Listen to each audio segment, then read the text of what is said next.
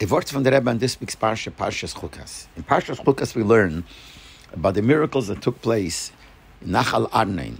When the Eden were already close to getting to Eretz Yisrael, they passed through an area called Nachal Arnain, and there was a narrow path where they had to walk through, and on both sides there were mountains, and there were caves on one side, and there were like things sticking out on the other side.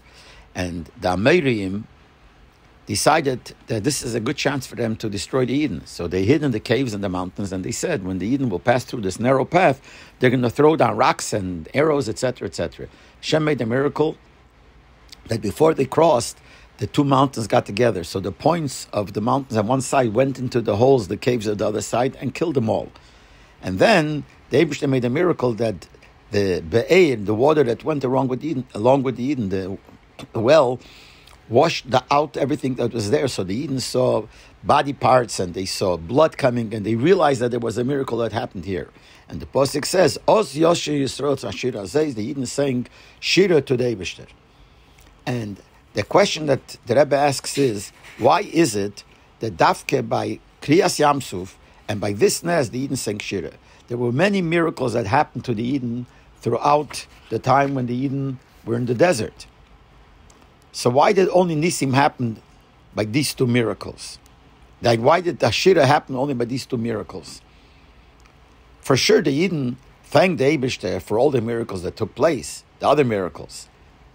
But the Torah doesn't make mention of it. Why does the Torah make a fuss and mention of the Shira that the Eden sang to Hashem, thanking Hashem for the miracles, Dafke by Kriyas Yamsuf and by this miracle? What's the difference? What's so special about this miracle and Kriyas Yamsuf that they had to say Shira? Now, you can't say, for instance, by Kriyas Yamsuf, because Kriyas Yamsuf Pasha saved the Eden from death. It was a sakona, a danger for their lives, and they were saved.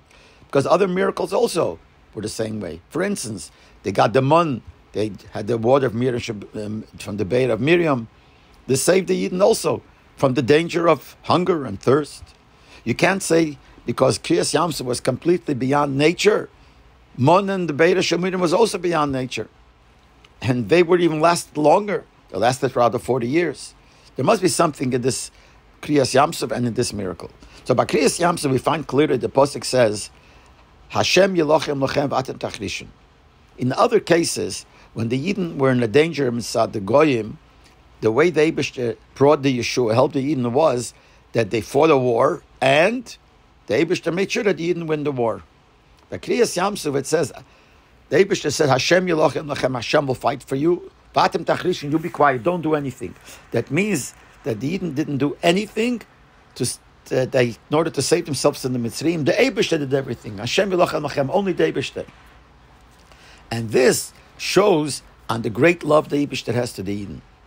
Not only does the Eibishter help them to protect themselves from the sakana, but the Eibishter does it in such a way that the Eden don't even have to do anything. When that happens, that's a special love that the Eibishter shows to the Eden. And the same thing happened by Nachal Arnain. By Nachal Arnain, the Eden didn't do anything for this miracle. The Eibishter made this miracle without the Eden even knowing it. So here is similar. So that's the special chvivas where deserves a special thanks to Hashem, a special love that Eden shows to the Eibishter shows to Eden, that he helps them without them even have to do anything. And the truth is, in this case, it was even more by Kriyas Yamsuf.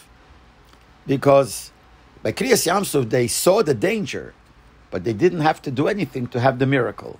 Here, they didn't even see the sakone. It was even greater. Hashem made it so they didn't even see the danger, and then they didn't see the way the Eibishter did the miracle for them. That's even a higher level, shows more chvivas. And the Rebbe even adds that here we see even another point. It didn't even have to go through Moshe Rabbeinu. Moshe Rabbeinu himself didn't know this miracle. By Kriyas Yamsuf, Moshe Rabbeinu saw the problem. Moshe Rabbeinu even davened to the Eibishter. It says, Hashem said to him, why are you davening? Tell the Eden to go and I'll make miracles and the Eden won't have to do anything.